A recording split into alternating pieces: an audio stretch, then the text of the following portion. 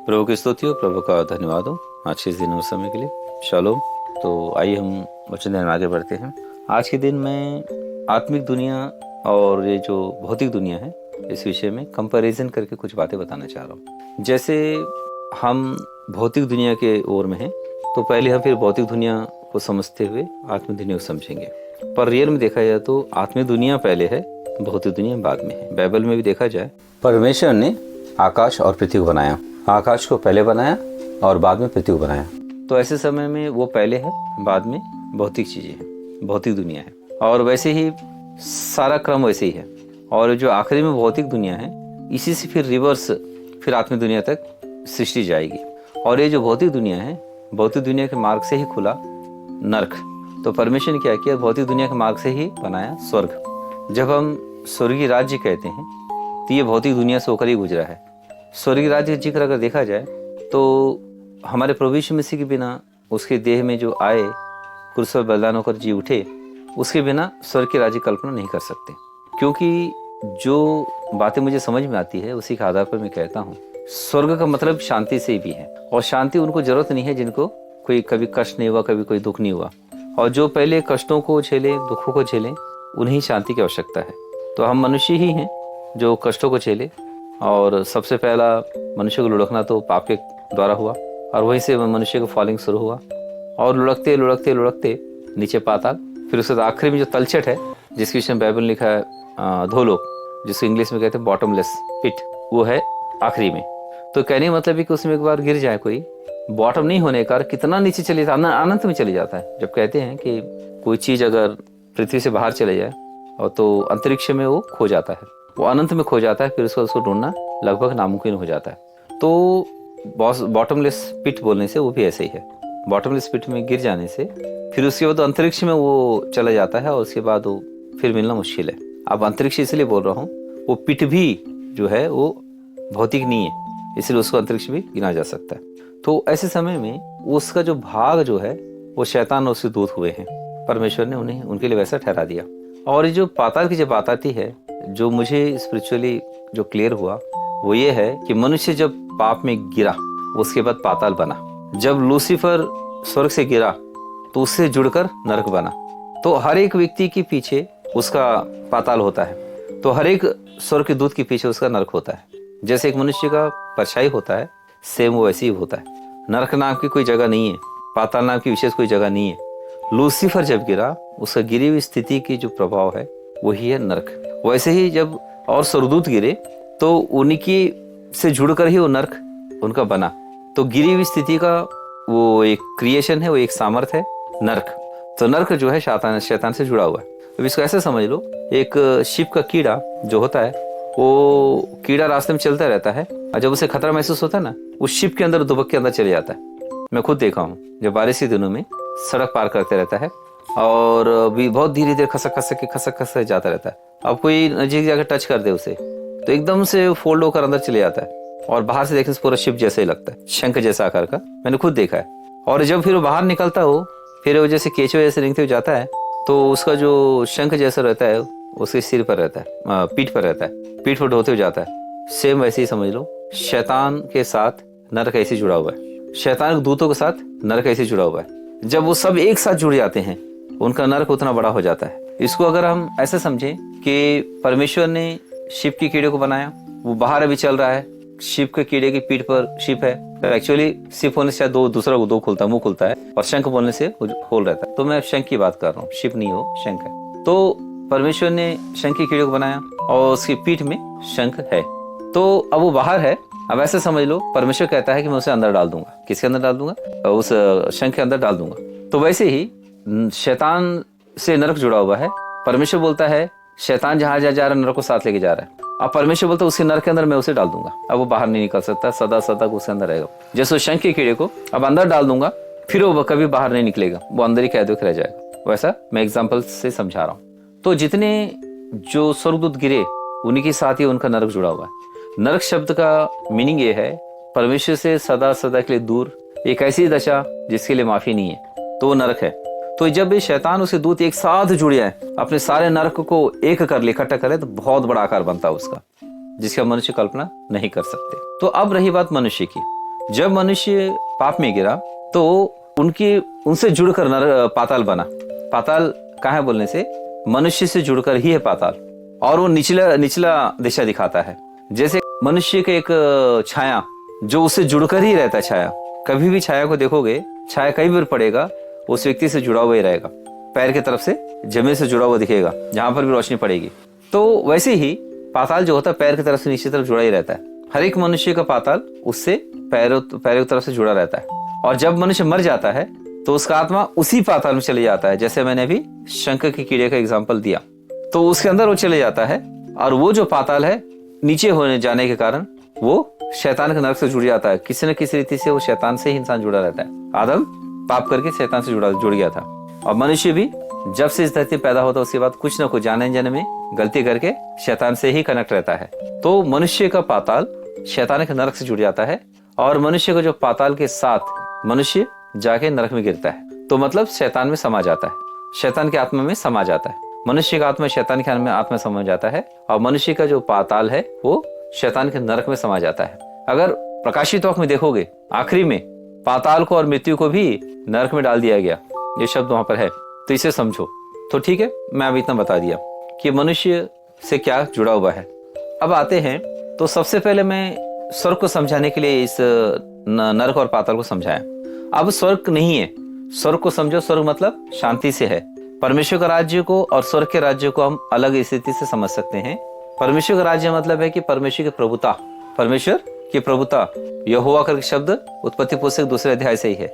मतलब वो मनुष्यों में, सारे जीव राशियों में, भौतिक दुनिया में वो प्रभुता करने वाला प्रभु तब से बन गया जब से उसने सृष्टि, भौतिक दुनिया की सृष्टि बनाई।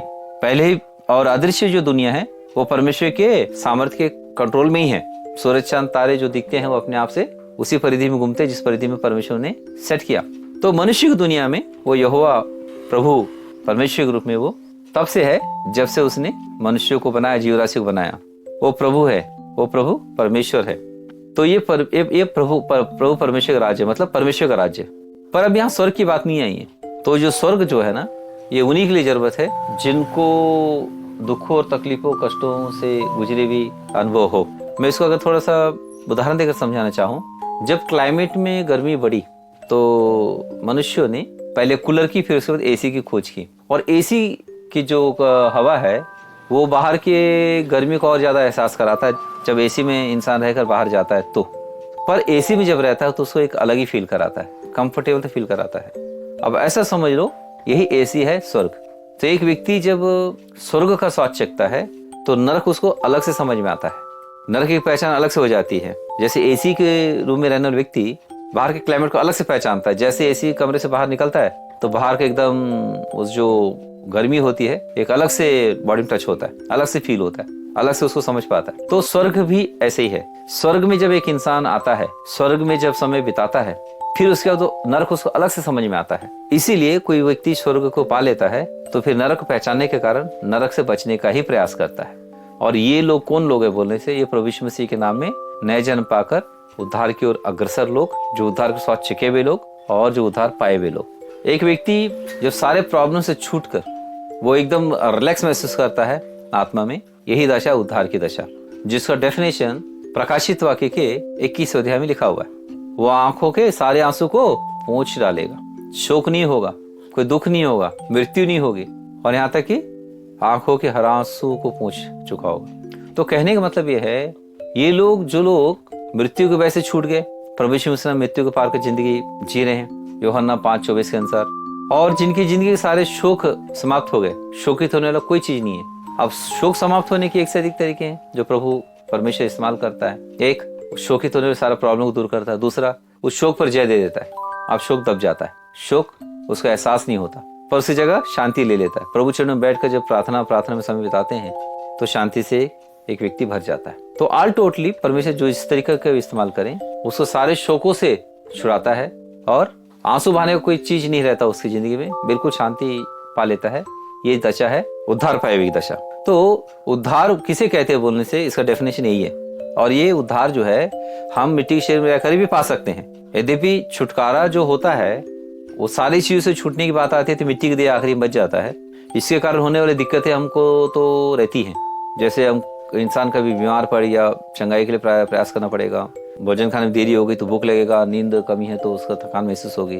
तो ये कोई शौक नहीं है, इसको तो दिनचर्या है जिसको हम मनुष्य अभ्यास करते करते बहुत अच्छी रीति से सहना सीख चुके हैं। हम इसको ना समझें, ये उद्धार से संबंधित बात नहीं है। हमारी आत्मा का पूरी रीति से सारे प्रॉब्लम से छूट कर प्रभु के चरण में विश्राम पाना ही उद्धार है। अब रही बात इंसान किस में हाथ डालेगा तो उसका तो हाथ जहां डालेगा उसका असर पड़ेगा। एक व्यक्ति उद्धार पाने के बाद उसको जरूरत है किसी के सर पर जल्द हाथ मत रखना, उनके पापों में भागी मत होना। एक उद्धार पाया व्यक्ति उद्धार पाने के बाद अपने उद्धार की रक्षा करना है और परमेश्वर से जो पाते हैं वो देना है, खुद का मान नहीं देना है। 10 कुंवारियां में से 5 कुंवारियां जो थी, खुद के पास जो तेल था वो नहीं दिए दूसरों को। खुद का तेल दूसरों को देती तो वो बोली ना उस समय कि ना हमारे लिए पुरेगा ना तुम्हारे लिए पुरेगा, जाओ खरीदने वाले पास से जाकर ले लो। ये होना चाहिए जो उद्धार पाए हुए लोग की डायलॉग, जो उनको बोलना चाहिए। अगर उद्धार पाए व्यक्ति उद्धार पा चुके बोलकर उसमें कंट्रोल ना कर किसी सर पर हाथ के प्रार्थना कर दें तो उनका तेल चले जाएगा उनमें जिनके सर पर हाथ के प्रार्थना किए। और जिनके सर पर हाथ के प्रार्थना किए उनका जो भी स्थिति हो, चाहे दुख हो, चाहे शाप हो, चाहे पाप हो, हाथ के प्रार्थना किए वाले के अंदर जा सकता है। इसीलिए कई लोग दूसरे के लिए प्रार्थना करते चंगाई के लिए, उनको चंगाई मिल जाती है, पर पता चला खुद के लिए प्रार्थना करते उनको चंगाई नहीं मिलती। क्यों? क्योंकि उन्होंने वो गलती की। जब समझेंगे, जब प्रभु के सामने पश्चाताप करेंगे, क्षमा मांगेंगे, ईश्वर से धुलेंगे, छुटकारे की प्रार्थना करेंगे, तो जब परमेश्वर की दया हो जाएगी तो उनको छुटकारा मिलेगा। क्योंकि स्पिरिचुअली दुनिया का जो रूल्स हैं उसको फॉलो करने के लिए मनुष्य बाध्य है जो उस दुनिया में प्रवेश करते हैं। तो वचन क्या कहता है? अगर कोई उद्धार पा लिए हैं तो अपने तेल की रक्षा करें, अपनी शांति की रक्षा करें, अपने उद्धार की रक्षा करें, किसी के सर पर हाथ ना रखें। किसी से हाथ रखना कब रखना मालूम है? जब परमेश्वर उनके लिए देता है। किसी को देख लो, बाइबल में देख लो, पतरस गया, एक बुजुर्ग स्त्री मर गई थी, दोरकास नाम था उसका, तो उसके लिए प्रार्थना करने गया तो उसमें लिखा है कि पहले वो अलग से बैठकर प्रार्थना किया उसके लिए, अपनी सामर्थ्य से उसको जिंदा करने नहीं गया, वो अलग से बैठकर प्रार्थना किया और परमेश्वर से पाया, उस सामर्थ्य को उस पे रखा, वो जिंदा हो गई। यही तरीका है सेवकाई का। खुद का जो तेल है कभी दूसरे को नहीं देना, पर जब दूसरों को जब भी देने की बात आती है तो परमेश्वर से अलग से प्रार्थना करो, प्रभु उसके लिए मुझे दे, उसके लिए मुझे दे, उसके लिए मुझे दे। तब तक प्रार्थना करो जब तक दे ना दे। देने के बाद अब किसके लिए दिया परमेश्वर ने? उसके लिए दिया जिसके लिए प्रार्थना कर रहे थे, तब उसे फिर वो दे दे, तो खुद का कोई नुकसान नहीं होता। ऐसे ही सक्सेस सेवकाई की जाती है। जो सेवकाई सक्सेस है लोग ऐसी हैं, खुद का नहीं देते, दूसरों के लिए जिसके लिए देना होता है उसके लिए परमेश्वर से प्रार्थना करते, परमेश्वर देता है, उनको दे देते। पर ये सेवकाई बहुत ही जिम्मेदारी वाली सेवकाई है। किसी के लिए मांग के लेकर अपने पास रखना नहीं है, आज नहीं तो कल दे देंगे करके नहीं, डिले नहीं करना। कई बार ऐसा होता नहीं है, क्योंकि आत्मा वाली बात है। तो इंसान पाने के बाद जिससे वो संपर्क होता है ना, वहां पर चले जाता हो। मतलब मांगे थे किसी और के लिए, पा लिए और उसमें दिए नहीं और समय किसी और के साथ बिता रहे हैं, तो वो आशीष जिनके लिए मांगे थे उनके ना जाकर उनके पास जा सकता है जिनके साथ समय बिताए। तो बहुत जिम्मेदारी वाली सेवकाई है और बहुत ही अलर्ट रहकर करने वाली सेवकाई है, क्योंकि परमेश्वर इसका हिसाब मांग सकता है, क्योंकि दिया उसने ना, तो हिसाब मांग सकता है। तो इस विषय में बहुत सावधानी की आवश्यकता है। ये सेवकाई परमेश्वर के सेवक लोग तो करने के लिए ठहराए गए हैं, उसके बावजूद एक विश्वासी भी सेवकाई कर सकता है पूरी सावधानी बरतते हुए। तो उद्धार की स्थिति मैंने समझा दिया। क्यों समझा दिया? क्योंकि जब तक इसे ना समझाऊं स्वर्ग को ठीक से नहीं समझ सकते। स्वर्ग भी एक ऐसा सिक्योर प्लेस है जो शांति का भंडार है, आनंद का भंडार है, आत्मा की भरपूरी का भंडार है। पतरस ने इस विषय में कहा है कि विश्वास करने वालों के लिए जो प्राप्त होने के लिए परमेश्वर अपनी सामर्थ्य से उसकी रक्षा किया है। उद्धार की भरपूरी कहो, स्वर्ग की भरपूरी कहो, एक ही है। और जब स्वर्ग एक व्यक्ति पा लेता है, एक व्यक्ति उद्धार पा लेता है, पापों क्षमा पा लेता है, नए जन्म पा लेता है, तो उसे उद्धार के मार्ग में आगे बढ़ता है। और कई लोग उद्धार बहुत जल्दी पा लेते हैं, कई लोग के समय जरूर लगता है। मतलब संसार की जो चीजें हैं उन चीजों को जितना जल्दी इंसान छोड़ देता है उतने जल्दी उद्धार पा लेता है। और छोड़ने में जितनी देरी होती है, जो मोह माया भंडार जो भी है उसको त्यागने में जितना देरी होती है इंसान को, स्वर्ग को प्राप्त करने में, मतलब उद्धार प्राप्त करने में उतनी देरी होती है। इंसान उद्धार पा लिया तो स्वर्ग को पा लिया। अब ये भरपूरी कहाँ होती है बोलने से, भी इंसान से जुड़ी होती है, पर ये आत्मा से जुड़ी होती है, ये ऊपर से जुड़ी होती है। मैंने क्या कहा? पाताल नीचे से जुड़ी रहती है, पर ये जो स्वर्ग है ये ऊपर से जुड़ी रहती है। उद्धार पाए के व्यक्ति के ऊपर से जुड़ी रहती है।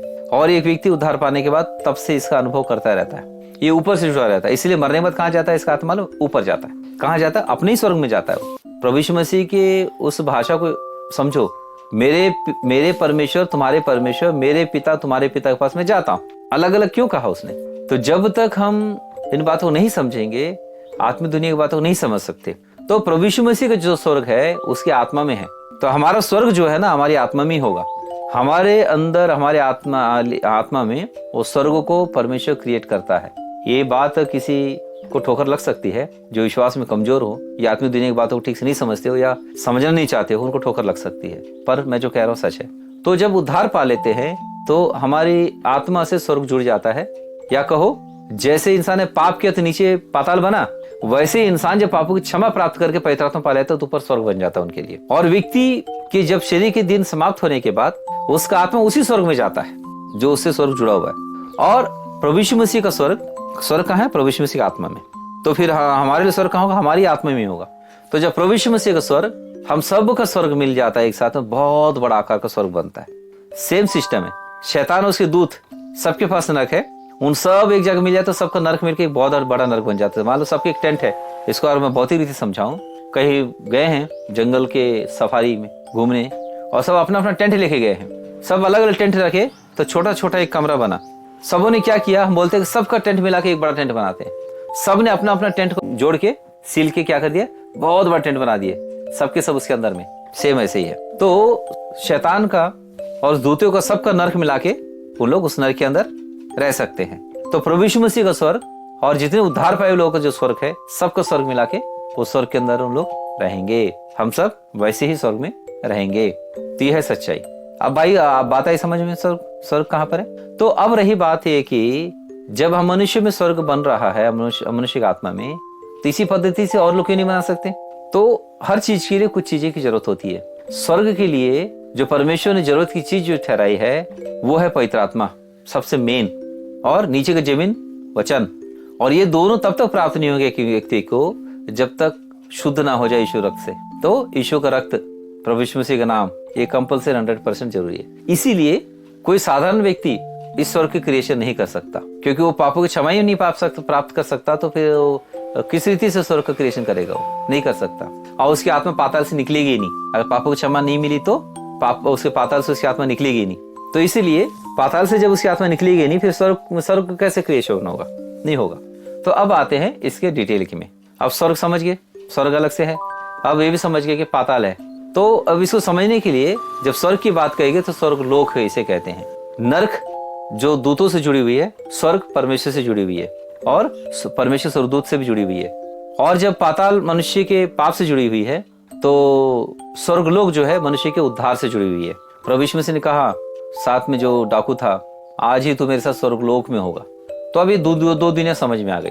अब जब दो दुनिया समझ में आ गई तो अब समझ लो कि भौतिक दुनिया में जैसे चीजें हैं, आत्मिक दुनिया में वैसी चीजें हैं। भौतिक दुनिया के जो शरीर जो स्ट्रक्चर है, आत्मिक दुनिया को बेस करके ही परमेश्वर ने बनाया है। इसीलिए जो चीजें भौतिक दुनिया में है वो सब चीजें आत्मिक दुनिया में भी है। भौतिक दुनिया में मनुष्य की जैसे बॉडी है, आत्मिक दुनिया में भी है। मनुष्य भौतिक दुनिया का जो व्यक्तित्व है आत्मिक दुनिया में भी है। भौतिक दुनिया में बोलने के लिए जुबान है तो आत्मिक दुनिया में भी है। भौतिक दुनिया में देखने की आंखें तो आत्मिक दुनिया में भी है। भौतिक दुनिया में सुनने के कान तो आत्मिक दुनिया में भी है। भौतिक दुनिया में हाथ पैर है तो आत्मिक दुनिया में भी हाथ पैर हैं। और वैसे ही भौतिक दुनिया में कुछ जानवरों के आंखें नहीं है, कुछ जानवरों के कान नहीं है, कुछ जानवरों के नाक नहीं है, कुछ जानवरों के जैसे जैसे अंग की कमी है वैसे आत्मिक दुनिया में भी है। इसीलिए कुछ दुष्ट आत्माएं, कुछ अपवित्र आत्माएं जो होती हैं देख नहीं सकती, कुछ सुन नहीं सकती, कुछ बोल नहीं सकती, जैसे भौतिक दुनिया में है। तो एक कैटेगरी अलग हो गई। पर भौतिक दुनिया में जैसे इंसान देखता है, सुनता है, बोलता है, वैसे आत्मिक दुनिया में भी है। तो आत्मिक दुनिया में भी एक तबका ऐसा है जो देखता है, सुनता है, बोलता है, सब कर सकता है। और जिस रीति से भौतिक दुनिया में हम मनुष्य खाते हैं, आत्मिक दुनिया में भी आत्मा खाते हैं। भौतिक दुनिया में हम भोजन खाते हैं और हमको एनर्जी मिलता है, हम एनर्जी यूज करते हैं। पर आत्मिक दुनिया में वो डायरेक्टली एनर्जी ही खाते हैं, क्योंकि यूज करने के लिए वही रहता है, चलो तो एनर्जी ही खाते हैं। और एनर्जी कहाँ से मिलता है हमको? भौतिक वस्तुओं से मिलता है। तो वैसे ही भौतिक वस्तुओं से ही एनर्जी खाते हैं आत्मिक दुनिया की आत्माएं। एक व्यक्ति खाना खाने बैठ जाए, वो खाना खाने के लिए बैठने के बाद अगर उसकी सुरक्षा ना करें तो आजू बाजू जो आत्माएं होंगी वो आत्मा उस एनर्जी को खा लेंगी और बचेगा उसके बाद बहुत ही भोजन बचेगा। खा लेते कई लोग को एनर्जी मिलती नहीं है। कई बार ऐसा हो चुका होगा, अगर ध्यान दें तो खाना तो अच्छा खा लिए पर एनर्जी जो मिली थी नहीं मिली। और कई बार ऐसा होता है जो खाना सिंपल खाए बहुत बॉडी में अच्छी एनर्जी मिली, कई बार दाल चावल खा लिए उतना ही काफी एकदम पुष्टि महसूस होती है। कई बार तो बहुत अच्छा वो मटर पनीर एकदम मक्खन डाल के या घी डाल के बना लिए, या नॉनवेज अच्छे खा लिए, मटन चिकन जो भी खा लिए, पेट तो भर गया पर जो एनर्जी मिला था नहीं मिला, सुस्त हो गए, उसको एकदम सुस्त एकदम। तो ऐसी स्थिति होती है, क्यों? वो एनर्जी कहाँ गई? तो जो चीज स्वादिष्ट बनती है उस समय आत्मा भी उपस्थित होती है और वो एनर्जी खा लेती है। एनर्जी खा लेने के बाद खाना वही रहता है, खाना को क्वांटिटी नहीं करता पर उसकी एनर्जी चली जाती है। और एनर्जी चले जाने के बाद जैसे फसल का जो भी मनुष्य ले लेता है उसका जो बचा हुआ जानवरों को खिलाता है जो इंसान के लिए वेस्ट होता है, वैसे ही ये जो भौतिक भोजन है आत्माओं के लिए वेस्ट है, उनके लिए जरूरत नहीं है। तो एनर्जी खा के वो चली जाती है और वो भौतिक चीज रह जाती है। और जो व्यक्ति खाता रहता है वो खा लेता है, उसके बाद उसको एनर्जी नहीं मिलती, पेट भर जाता है, एनर्जी नहीं मिलती, खाना खा के भी एनर्जी लेस रहते हैं। तो अब इससे कैसे बचें? कैसे बचे बोलने से? प्रभु यीशु मसीह के नाम से उद्धार पाए हुए लोगों के लिए उपाय है। इसीलिए कहा गया कि धन्यवाद करना चाहिए। जिस विषय के लिए जो व्यक्ति धन्यवाद करता है वो उसका हो जाता है। जैसे मान लो कोई चीज दी जा रही है, एक व्यक्ति अगर मान लो उस चीज को लेकर थैंक्स बोल दे, वो चीज उसका हो गया। तो जो चीज सामने रहती है उसके लिए परमेश्वर धन्यवाद कर दे तो फिर वो चीज उसकी हो जाती है। एनर्जी फिर वहां पर कोई दुष्ट आत्मा, कोई अपवित्र आत्मा, कोई भी आत्मा नहीं खा सकता। तो इसीलिए जो चीज भोजन की होती है, पीने की चीज होती है, धन्यवाद जरूर करें। जब परमेश्वर धन्यवाद करते हैं तो परमेश्वर से ले लिए, और देने वाला कौन? पिता। प्रभु यीशु मसीह क्या कहा? पिता जिन्हें मुझे देगा वो मेरे पास आएंगे और मैं उन्हें कभी ना निकालूंगा। देने का काम पिता का है। तो परमेश्वर पिता का जब हम धन्यवाद करते तो उसकी ओर से हमारे लिए इशू हो गया, अब वो हमारा है। अब उस पर किसी भी आत्मा का कोई अधिकार नहीं है, चाहे हमारे खाने की वस्तु हो, चाहे पीने का कोई लिक्विड हो, चाहे पहनने के वस्त्र हो, ये सब जब हम धन्यवाद करते हैं, परमेश्वर का जब धन्यवाद करते हैं तो ऐसे समय में वो हमारा हो जाता है। तो मैंने भोजन के विषय में बता दिया। तो जल के विषय में वैसे सेम है। जैसे एक मनुष्य की फिजिकल रिक्वायरमेंट से पानी पीने से प्यास बुझती है, वैसे ही आत्मा की रिक्वायरमेंट्स भी है पानी की। आत्मा को भी जल की आवश्यकता होती है। ये जल ही है पवित्र आत्मा। जो परमेश्वर का आत्मा है वो हमारी आत्मा के लिए पानी है। उस पानी से ही हमारी प्यास बुझ सकती है, और इसके अलावा कोई दूसरी पानी से प्यास नहीं बुझेगी। दूसरी पानी मतलब अपवित्र आत्माएं हैं, दुष्ट आत्माएं हैं। वो समुद्र खारा जल के समान है या कड़वा जल के समान है, उसको पीने से प्यास नहीं बुझती, परंतु इंसान का हालत खराब होता है। वैसे ही स्पिरिट जो है मनुष्य का आत्मा का, वो कोई अपवित्र आत्मा दुष्ट आत्मा को पा लेती है तो उसकी हालत खराब हो जाती है। और मनुष्य की आत्मा की जो प्यास है वो पवित्र आत्मा से ही बुझ सकती है। बाइबल में इस विषय में लिखा हुआ है। प्रभु यीशु मसीह ने एक से अधिक जगह में कहे हैं, वो जल मैं तुम्हें जो दूंगा, जो कोई उसे पाएगा वो कभी प्यासा नहीं होगा, क्योंकि उसके पेट में स्रोत बन को मरते रहेगा। और एक जगह कहते हैं कि वो जल जो मैं दूंगा उसे जो पाएगा उसके हृदय में से जल की नदियां बह निकलेंगी। तो आत्मा की प्यास आत्मा से ही बुझती है। एक आत्मा अपनी प्यास बुझाने के लिए और एक आत्मा को निगलता है। इसको ऐसे समझो, एक मछली दूसरी मछली को खाता है। तो एक आत्मा अपनी प्यास बुझाने के लिए और एक आत्मा को निगलता है। और गलत चीज अगर कोई निगल जाता है तो उसका बदहजमी होती है। वैसे ही एक मनुष्य का आत्मा किसी और मनुष्य की आत्मा तो नहीं निकल सकता, पर एक मनुष्य का आत्मा एक आत्मा को निकलता है। जब ऐसे निकल जाता है, मैं अगर कहूँ थोड़ा सा शायद मुझे यहाँ पर रुकना चाहिए, क्योंकि एक मनुष्य का आत्मा कोई भी एक मनुष्य का आत्मा निकल सकता है। पर अभी इसको कहूँ तो ज़्यादा जस्टिफाई नहीं कर पाऊंगा, इसलिए मैं इसको अभी छोड़ देता हूँ। पर इतना ही कहता हूँ कि एक मनुष्य एक आत्मा दूसरे आत्मा को निकलता है। पर जब मनुष्य का आत्मा परमेश्वर की आत्मा को जब लेता है अपने में, तो वो उसके अंदर से स्रोत बनकर मरता है। एक मनुष्य का आत्मा जब परमेश्वर की पवित्र आत्मा को निकलता है, अब निकलता वर्ड बोल रहा हूँ क्योंकि ये फिजिकली है, चलिए इसमें ठोकर ना लगे, पर वो स्रोत बन को मरता है, स्रोत बन को मरता है। तो इसीलिए वो हमेशा उमड़ता रहता है, हमेशा प्यास बुझी रहती है। और जैसे एक मनुष्य के लिए नींद होता है फिजिकली, वैसे स्पिरिचुअली भी नींद है। पैराडाइज में जो आत्मा आराम करती है वही नींद है वो। जैसे हमारे फिजिकली बॉडी के लिए जो नींद की सीमा है, जो भी 8 घंटा सोते हैं इंसान, दिन निकलने का समय मेन एक्चुअली परमेश्वर की सृष्टि के हिसाब से रात का समय सोने का होता है, दिन निकलने तक का इंसान सोता है। वैसे ही हमारे आत्मा के लिए जो दिन है, धार्मिक तक सूरज प्रभु यीशु मसीह है, उसके आगमन के समय तक का आत्मा के लिए रेस्ट का समय होता है। वहां पर दिनों की गिनती के हिसाब से नहीं है, वहां पर रोशनी के प्रकट होने का समय तक के लिए है। तो पैराडाइज में धर्मी की आत्मा वहां पर आराम करती रहती है। प्रभु यीशु मसीह आगमन में ही वो जगेंगे, इसीलिए बाइबल लिखा गया है पहले वो ही जागेंगे और वो प्रभु यीशु मसीह के साथ आएंगे। और हम जो पृथ्वी में हम बदल जाएंगे, हम उठा लिए जाएंगे। इन्हीं अंशों के आधार पर कहा गया। तो फिजिकली बॉडी के लिए घर है, तो आत्मा के लिए भी एक घर है। वही घर है जो शरीर, जो परमेश्वर ने हमारे आत्मा के लिए दिया है। हमारा जो शरीर है हम वस्त्र के अंदर छुपा के रखते हैं, या वस्त्र को पहने हैं तो वस्त्र के अंदर रहते हैं हमारे शरीर, या हमारे फिजिकली घर के अंदर रहते हैं। पर हमारा आत्मा जो है हमारे शरीर के अंदर रहता है। और ये जो मिट्टी का शरीर जब समाप्त हो जाएगा तो हमको एक स्थायी घर मिलेगा, एक ऐसा घर मिलेगा जो सदा तक बना रहेगा, पुनरुत्थान की देह। और मैं इस बात को और थोड़ा सा विस्तृत तरीके से कहूँ तो स्वर्गदूतों के भी भोजन है, स्वर्गदूत भी भोजन खाते हैं, स्वर्गदूत भी पीते हैं। पृथ्वी में समुद्र है, सागर है, आत्मा में भी सागर है। जो व्यक्ति उद्धार पाता है ना, समुद्र की लहरों में एकदम गोते लगाने के समान आनंद महसूस करता है। रियल में आत्मिक जल है। तो इस रीति से जो अदृश्य दुनिया में सब है, और उसकी जो अवधि है, समय जो है वो इटरनल है, लंबा है। फिजिकली जो है वो एक सीमित है, और जो आत्मिक है वो इटरनल है, अनंत है। अगर ठीक से अगर समझोगे, नरक भी अनंत है। बॉटमलेस पिट मतलब एक बार वहां से कोई गिरा तो हमेशा के लिए अंतरिक्ष में खो जाएगा वो। स्वर्ग में जाएंगे, स्वर्ग अनंत है। स्वर्ग जो है सुरक्षित करने की जगह है। नरक जो है जैसे भूसा को झाड़ के फेंक देते हैं ना, उसको स्पेशली इकट्ठा नहीं किया जाता, उसको झाड़ के दूर किया जाता है, वैसे नरक है। तो आत्मिक दुनिया में जो बातें हैं वो उसके हिसाब से है, पर भौतिक दुनिया की चीजों से कंपैरिजन करके मैंने कुछ बातें समझा दी, और इसी से अधिक है आत्मिक दुनिया में। पर ध्यान देने वाली बात यह है, जो बेसिक बातें जो मैंने कह दी, मनुष्य से ही पाताल जुड़ा हुआ है, मनुष्य से ही स्वर्ग जुड़ा हुआ है। जिस किसी का पाताल होगा उसके पास स्वर्ग नहीं होगा, जिसके पास स्वर्ग होगा उसके पास पाताल नहीं होगा। नीचे जिसके अंदर पाप होगा उसका पाताल होगा, वो नीचे तरफ होगा, उसके पैर से जुड़ा हुआ होगा। और जिसके पाप क्षमा हो गए, ईश्वर से धुल गया हो, तो उसका पाताल, उसके पाप धुल गए तो उसका पाताल भी नहीं रहा। और ऊपर से पैतात्मा जब उतरता है तो ऊपर से स्वर्ग उसका जुड़ जाता है, उसके सिर से स्वर्ग जुड़ा रहता है। और हम जब धरती में स्वर्गीय सन्निधि को जो फील करते हैं ना, कैसे करते बोलने से, हम सब का जो स्थिति स्वर्गीय हो, हम सब एक जगह इकट्ठा हो जाए ना, हम सब का एक जो स्ट्रेंथ है एक साथ में हम सब महसूस कर सकते हैं, बहुत ज्यादा स्ट्रेंथफुल होकर। इसीलिए जरूरत है संगति में रहने वाले सबके सब शुद्ध होने की आवश्यकता है, सबके सब ईश्वर से धुले रहने की आवश्यकता है, सबके सब पैतात्मा पाने की आवश्यकता है, सबको सब शांति को मेंटेन करने की आवश्यकता है। अगर कोई गड़बड़ करता है तो उसकी फीलिंग सबको होता है। एक अगर दुखित करने का काम कोई करता है, दूसरे को भी दुख होता है। एक कोई पाप करता है तो उसकी दिक्कत दूसरों को भी होती है। तो संगति के कारण भी हर एक व्यक्ति अपने आप को पवित्र रखने की आवश्यकता है, पाप से अपने आप को ग्रसित करने से बचाने की आवश्यकता है। धुली हुई दशा में, शुद्ध दशा में, पवित्र दशा में जहाँ तक एक बार पहुंचा दिया जाता है प्रभु की ओर से, पैतात्मा सुरक्षित किया जाता है, वहीं पर अपने आप को मेंटेन करने की आवश्यकता है जब तक उसे और आगे ना बढ़ा दिया जाए।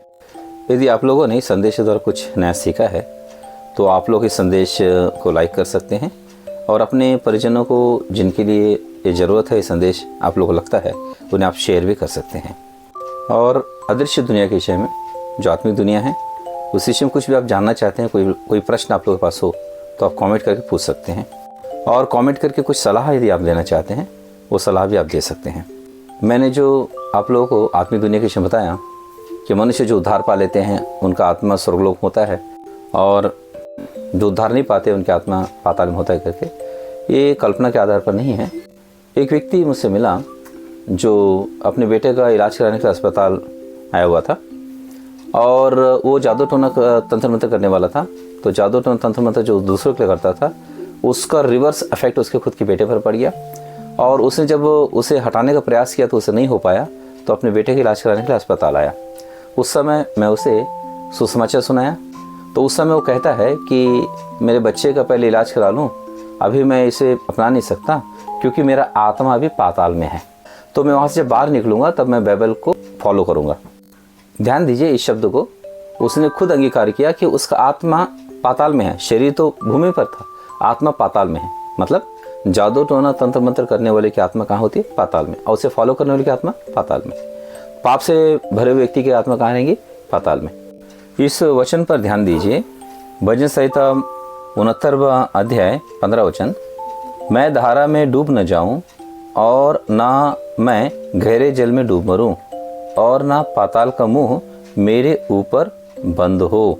और एक वचन भजन संहिता 49वां अध्याय का 15 वचन, परंतु परमेश्वर मेरे प्राण को अधोलोक के वश से छुड़ा लेगा, क्योंकि वही मुझे ग्रहण कर अपनाएगा। देखिए यहाँ इन दोनों वचनों में अधोलोक के अनुभव, पाताल के अनुभव के विषय में कहा गया है। मतलब यह कि जो लोग बहुत ज़्यादा स्ट्रगल होते हैं अपने जीवन में, वे पाताल के अनुभव को फील करते हैं, इसलिए उस अनुभव से छूटने के लिए वो प्रार्थना करते हैं। जबकि उनका शरीर है पृथ्वी पर, वैसे ही जब प्रभु यीशु मसीह के नाम में जो पापों की क्षमा प्राप्त कर लेते हैं तो उनका कनेक्शन पाताल से कट जाता है और ऊपर से स्वर्गीय लोक जुड़ जाता है। उसी की शांति है जो शरीर में रहते रहते ही, शरीर में रहने वाले दिनों में ही फील करते रहते हैं, सूर्य शांति पाते रहते हैं, और ये प्रभु यीशु मसीह के नाम में ही संभव है। प्रभु आप वचन के मानने वालों को, प्रभु यीशु मसीह के नाम पर विश्वास करने वालों को आशीष देवें। God bless you.